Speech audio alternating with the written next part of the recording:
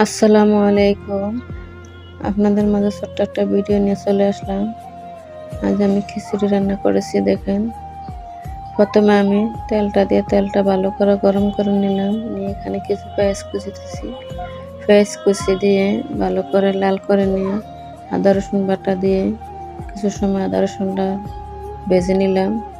এখানে এলাচ দারচিনি সাথে দিয়েছি। এখন এখানে আমি মুগ ডালগুলা ধুয়ে রাখা মুগ ডালগুলা দিয়ে দিলাম। দিয়ে কিছু সময় হালকা ভাজবো।